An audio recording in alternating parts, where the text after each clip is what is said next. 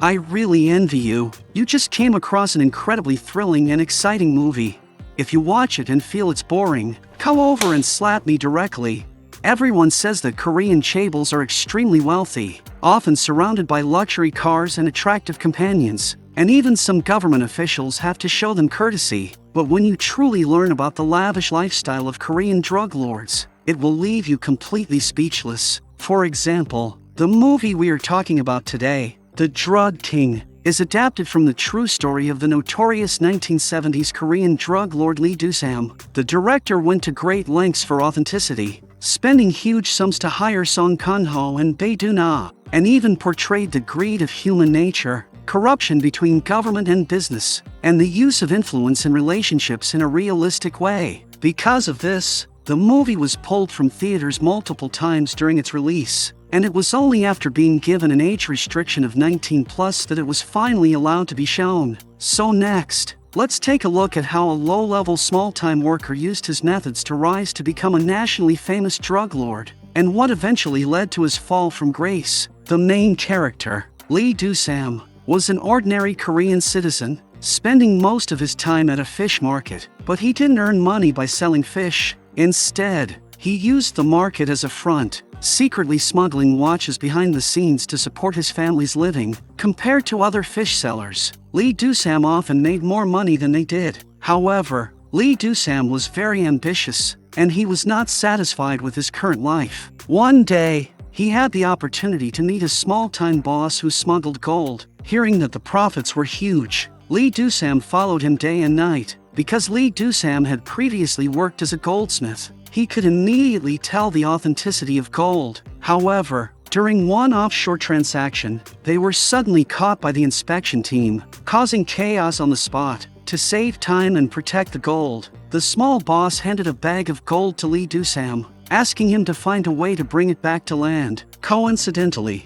a police officer saw him, and in a panic, Lee Do-sam grabbed an empty oil drum and jumped into the sea without thinking. But as soon as he jumped in, he saw a group of people on the boat shining flashlights at him, and these people were his boss and crew. To test Lee Do-sam's loyalty, the boss had arranged this exercise. After this event, Lee Do-sam became the top operative in the gang, and his wife started living a wealthy life. Life seemed to improve day by day, and while they were happily dancing at home, a woman suddenly rushed in, urgently informing him of a problem. Ever since Lee Do-sam had started earning, his aimless younger brother had been causing trouble under Lee Do-sam's name and had angered a group of local thugs. That group severely beat his brother. Although Lee Do-sam had compensated and apologized, the gang leader was not satisfied. He poured a bottle of liquor into a barrel and added another unpleasant liquid. He clearly stated that if Lee Do-sam drank the barrel, the matter would be settled for that day. But if he refused,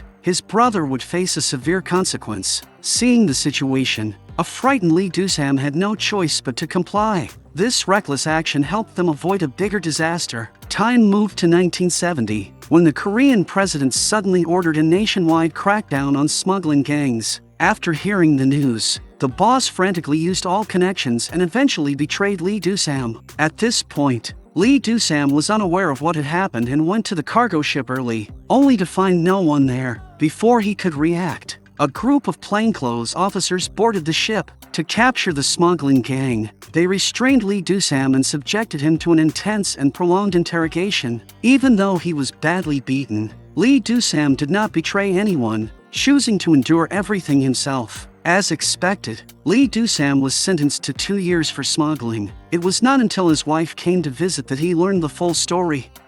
너가 오야봉은 일본으로 튀겠다. 니만 잡혔다고.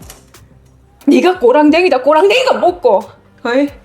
아이고, 그래 밤낮으로 충성을 다 쌓아지 놓고. By then, it was all in the past, and there was no point in dwelling on it. Lee Do-sam told his wife about a way to get him released from prison. Later, his wife approached the local police chief, who had previously benefited indirectly from the boss's gold trading operations. To expand his network, he had previously offered him various favors. Coincidentally, the police chief and the prison warden were old classmates. Thus, Lee Do-sam was officially released as a patient with tuberculosis, and although free, he had to live in a fixed residence. essentially unable to go anywhere. But how could Lee Do-sam simply stay idle?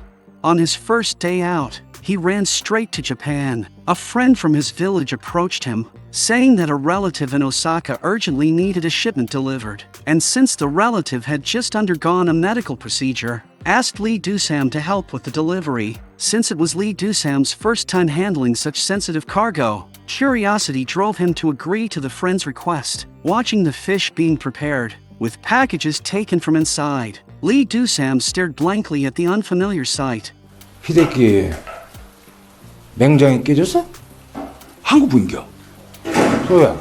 Unexpectedly, he encountered a fellow townsman there. Using his strong social skills, Lee Do-sam struck up a conversation with Kim Sun-pyung, the person handling the shipment, and saw a clear opportunity to earn money. Under the influence of alcohol, Kim Sun-pyung suggested partnering with Lee Do-sam to establish a small processing operation, handling imported materials and preparing them for shipment abroad. Within a few months, it could generate wealth beyond what most people could earn in a lifetime.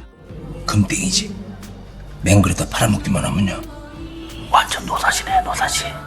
Seeing the potential, Lee Do-sam discussed the plan with his wife, referring to it as handling baby formula instead of revealing the actual nature of the operation. His wife did not agree to let him take such a risk, since they had 3 children at home. But Lee Do-sam's desire to earn money had reached its peak, and no one could persuade him otherwise. He immediately contacted an old friend, Choi Jin-pil, who had previously worked with him during the gold operations. Since Lee Do-sam's previous troubles, Choi Jin-pil had been keeping a low profile in the countryside. At first, Choi Jin-pil thought Lee Do-sam was coming for revenge, but when a stack of money was presented, 이 마약 단속반 과장하고 호용호재한다며.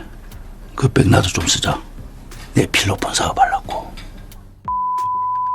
he decided to give it a try. After all, few people can resist money, even when authorities are involved indirectly. When the funds were transferred, the supervising official also decided to look favorably upon them. With the addition of the renowned chemistry expert Professor Beck, the processing operation was officially established. 멧돼지 빠방하고 등대기 따뜻하고 이 서로 마음을 통하는 거 아이가?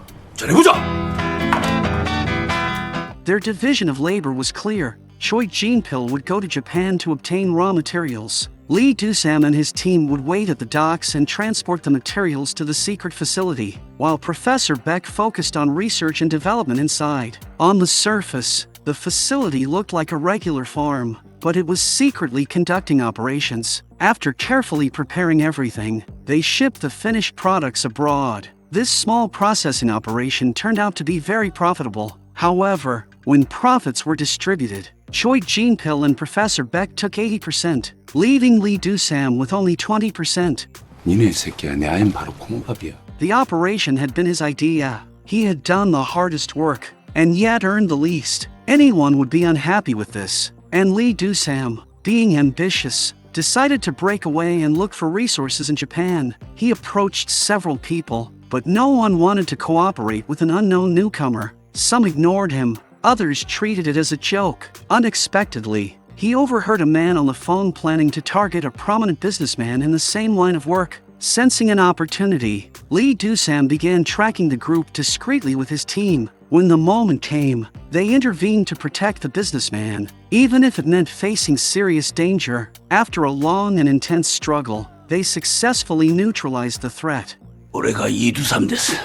부산 가락이다 2두3. Because of Lee Do-sam's decisive action, the businessman was extremely grateful. Learning that Lee Do-sam was in Japan sourcing materials, he offered to cooperate at the lowest possible price. Overjoyed, Lee Do-sam celebrated on the return ship, throwing cash into the air, feeling that his future was bright. Back in Korea, Lee Do-sam met privately with Professor Beck and paid a high price for exclusive knowledge of the processing method. This ensured that no one could betray him. Over the following days, Lee Do-sam expanded operations rapidly, generating enormous profits. But as the business grew, complications arose. A new inspector arrived, determined to crack down on trading networks. Disguised as members of such a network, he infiltrated the operation. Although the supervising official warned Lee Do-sam in time, one of his associates was still caught.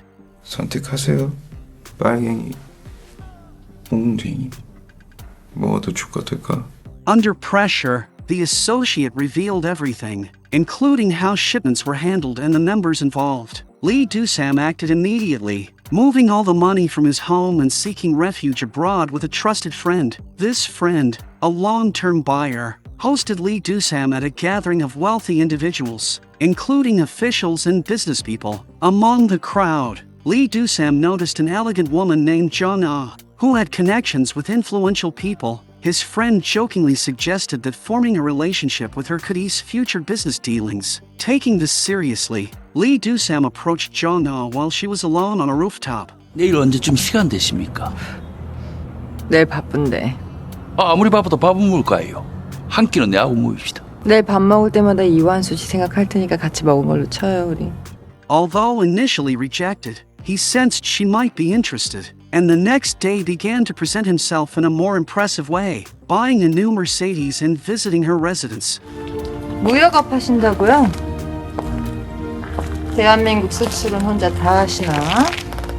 As the saying goes, identity is what you project. Jung-ah, intrigued by his apparent status, agreed to meet him at a luxurious restaurant. Seeing the opportunity, Lee Do-sam expressed his interest. Over the following days, he persistently courted her and eventually won her over. Jung-ah was straightforward and introduced him to her father the next day. Her father was highly influential, connected from government officials to business leaders. Lee Do-sam leveraged his social skills and charm to gain the father's approval. From that day, her father included Lee Do-sam in important business meetings, allowing him to meet many officials. With financial incentives and new connections, Lee Do-sam expanded his network. With the authorities' concerns addressed, he began to present a philanthropic image, funding and building 4 large care homes in rural areas. This earned him recognition from locals and even an award from the president. With his public image enhanced, his trade business grew,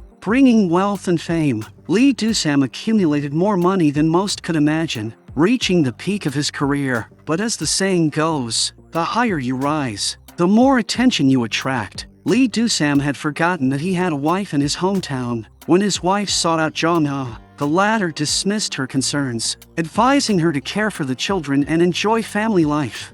이 간통으로 콩밥 좀 먹고 올래? 아이 진짜! 아주머니! 간통으로 콩밥 먹었으면 내 배가 이미 콩밥째!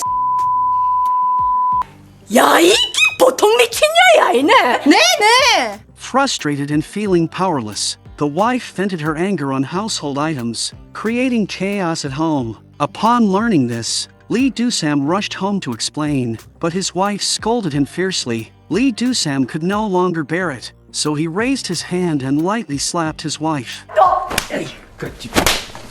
His wife didn't hit him for herself, but for the sake of Lee Do-sam's younger brother. Ever since Lee Do-sam got involved with illegal substances, his younger brother gradually became addicted. A few days ago, the addiction flared up so badly that he even threatened a woman with a small knife. A kind villager tried to intervene, but unexpectedly, the brother stabbed the villager in the stomach. Afterward, through Lee Do-sam's connections, his brother avoided legal consequences, but the villagers still tied him up. In truth, this younger brother had long been resentful of Lee Do-sam, because when they went out to work and earn money together, he felt his own efforts were no less than Lee Do-sam's. Yet now his older brother had become successful and respected. While he ended up in this state, he believed all of this was Lee Do-sam's fault and decided to make him pay. However, Lee Do-sam didn't take it seriously, and no one could have predicted that the next day, his brother went directly to the police station and told the prosecutor everything about Lee Do-sam. The more the prosecutor listened, the more agitated the brother became, ultimately revealing every damaging detail about Lee Do-sam. To fabricate evidence against Lee Do-sam, the brother secretly placed a stash of the illegal items under a pillow while Lee Do-sam was home watching his child. Immediately, the prosecutor took action and arranged for his arrest. At the moment Lee Do-sam was captured, his brother let out a chilling laugh, looking almost unhinged, as if hinting at the grievances in his heart. In the detention center, Lee Do-sam sat silently, seemingly unsurprised by his arrest. After all, he had connections outside, and it would likely be easy to regain his freedom. Sure enough, in less than half an hour, the prosecutor received a call from higher-ups ordering Lee Do-sam to be released immediately. Lee Do-sam stormed out of the police station in a rage, with the prosecutor close behind, eager to find out who could wield such authority. However, upon seeing Jong-ah, the prosecutor couldn't help but laugh aloud. On the way back, Jong-ah was clearly upset, because she had long advised Lee Do-sam not to get involved with illegal substances. But faced with Jong-ah's reproach, Lee Do-sam, whose mind was already twisted, could no longer control his temper and brutally struck her. This led to a fierce argument between them. Twice in a row, he had been betrayed by those close to him during moments of triumph, and anyone would feel frustrated in such a situation. So Lee Do-sam decided to eliminate the acquaintances who knew his secrets. He believed that by doing this, his life would become much smoother. As reports of his subordinates' successes came in, Lee Do-sam's mind edged closer and closer to madness. Meanwhile, Jong-ah soon learned that Lee Do-sam had hired people to commit murders. Seeing how far his insanity had gone, she feared for her own safety and took part of the money to escape. With everyone who knew his secrets gradually eliminated, Lee Do-sam's path seemed almost entirely clear. He fantasized about reaching even higher status, but little did he know, a political crisis would soon throw him into the abyss. The current president of South Korea was suddenly attacked by a spy in a restaurant. The entire political scene was roiling beneath the surface. Although on the surface it seemed unrelated to Lee Do-sam, all the networks he had built over the years vanished, and all his efforts were rendered useless. Lee Do-sam tried calling the executives he had connections with, but no one responded. Clearly, the corrupt officials were now struggling to protect themselves, and Lee Do-sam, a local tycoon, was abandoned, suddenly stripped of all support. Lee Do-sam's mind started to unravel. He began taking the illegal substances himself, trying to use the temporary sensations to escape his fear. But the more he did this, the more unstable his mind became, and he even started to experience hallucinations. Even seeing warehouses full of money turned from pleasure to disgust. He closed all the windows in his room to feel the sunlight penetrating the darkness and shining on him. Under the influence of alcohol, Lee Do-sam uncontrollably called his wife, seeking her forgiveness, but his wife remained expressionless throughout, because she already hated this rotten man deeply. However, as soon as Lee Do-sam finished speaking, the prosecutor, who had been secretly near his wife, found Lee Do-sam's hiding place. The next day, a team went to Lee Do-sam's estate to arrest him forcibly, but as soon as they entered, Lee Do-sam fired wildly at them. The prosecutor only had a few basic weapons and had no choice but to call in military personnel to assist. Seeing a group of people storm into his estate, Lee Do-sam loaded his gun and exchanged fire with the soldiers. Yet numbers prevailed. During a reload, the prosecutor charged in with a gun and quietly approached Lee Do-sam. By then, Lee Do-sam was mentally confused and had even forgotten who the prosecutor was. If not for the gun, he might have embraced him as a brother. 더 이상 짓밟히고 싶지 않다.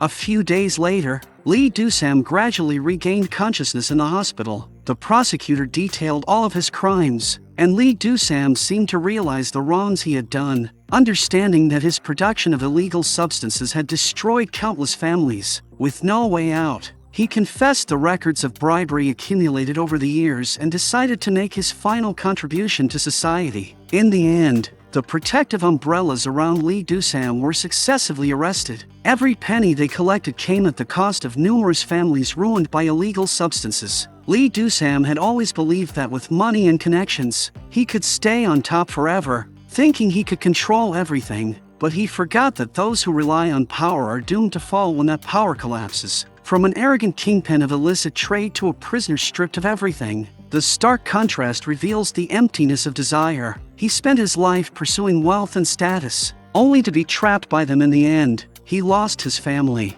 his conscience, and even his dignity. And ultimately, it was all in vain. Lee Do-sam's life is a tale of personal corruption, and also a reflection of a chaotic era. After watching this, all that remains is a sense of sorrow. The true drug is never just a substance, but also the endless greed within the human heart, holding onto your principles, controlling desires, And living simply is far more valuable than chasing illusory wealth and glory. Well, that's the end of today's story. We look forward to our next encounter.